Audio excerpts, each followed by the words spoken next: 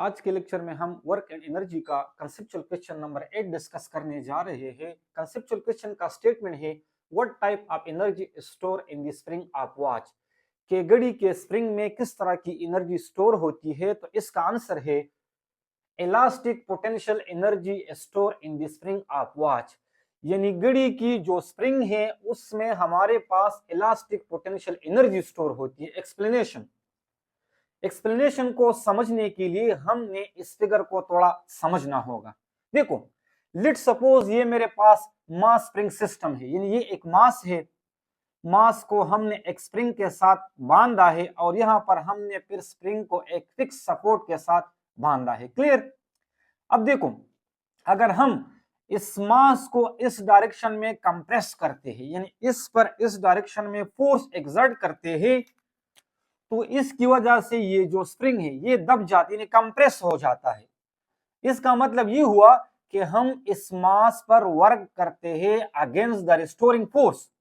तो जब हम इस मास पर एक्सटर्नल फोर्स एक्सर्ट करते हैं, इस फोर्स की वजह से ये जो मास है ये इस डायरेक्शन में डिस्प्लेस होगा।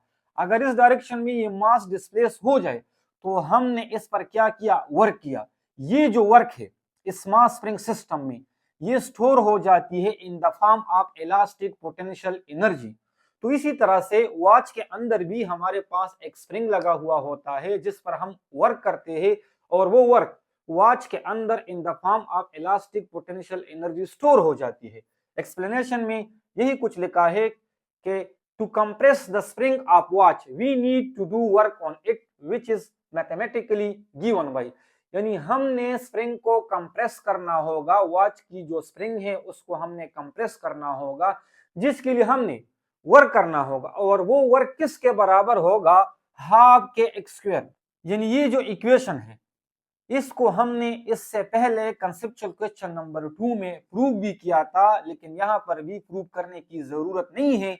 लेकिन जो वर्क हम करते हैं वो पोटेंशियल एनर्जी के फॉर्म में स्टोर हो जाती है और वो वर्क किसके बराबर होता है? हाफ के एक्स स्क्वायर।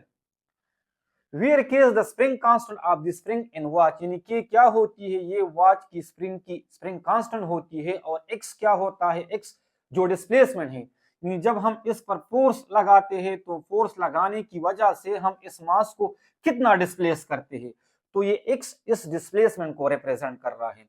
तो potential energy from work energy theorem किसके बराबर हो जाएगा? हमें मालूम है कि जब वर्क होगा तो वो work in the form of change in kinetic energy या पोटेंशियल एनर्जी के बराबर होगा। तो यहां पर भी जो पोटेंशियल एनर्जी है वो अब वर्क के बराबर होगा, क्योंकि मैंने पहले भी आप लोगों को बता दिया कि जब हम इस पर वर्क करते हैं तो ये जो वर्क डन होता है ये स्प्रिंग में in the form of elastic potential energy क्या हो जाती है? स्टोर हो जाती है। तो potential energy is equal to the work done, और ये जो वर्क है ये किसके बराबर है? हाफ के एक्स स्क्वायर।